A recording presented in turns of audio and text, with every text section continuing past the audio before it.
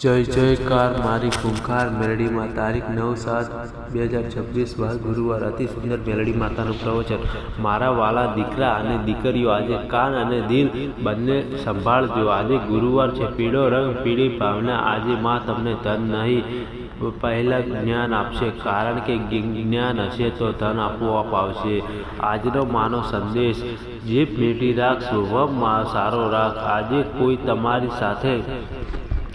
તમારી સાથે ખરાબ બોલે તો પણ તમે સારું બોલજો, કારણ કે આજે બોલેલા દરેક શબ્દના 9 ગણા પરિણામ આવશે।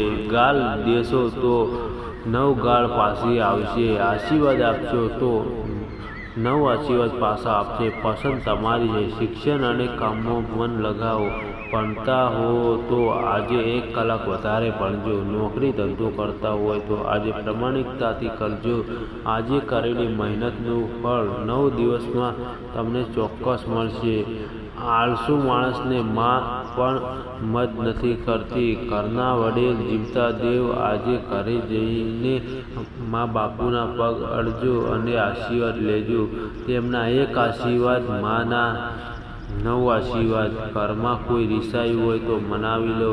ગુરુવારે ઘરમાં ક્લેશ કરનાર પર માં રિસાય છે। નજર દેવું અને દુઃખથી બચાવવાનો ઉપાય, સવારે સ્નાન કરીને તુલસીને જળ ચડાવો।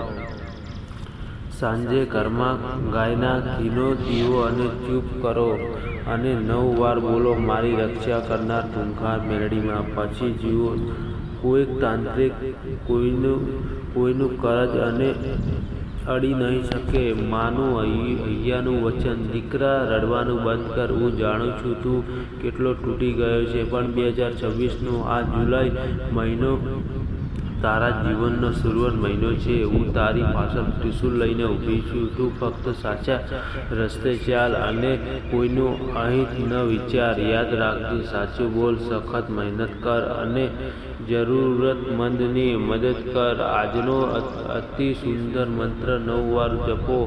ઓમ એહી ક્લીમ ચામુંડાય ખૂંખાર મેલડીએ નમઃ જપ કરીને કામે જાય।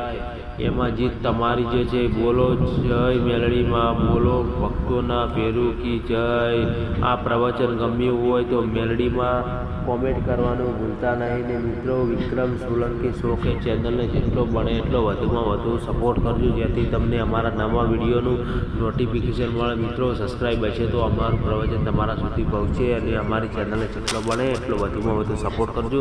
અને તમને આ પ્રવચન કેવું લાગ્યું, જેવું પ્રવચન લાગ્યું એવું મિત્રો કોમેન્ટ કરવાનું ભૂલતા નહીં। પણ મિત્રો, કોમેન્ટ કરવાનું ભૂલતા તો નહીં। જય માતાજી, મેલડીમાં દરેક ભક્તોના સપના પૂરા કરે એવી માં મેલડીને દિલથી પ્રાર્થના કરીશ। Thank you so much friend.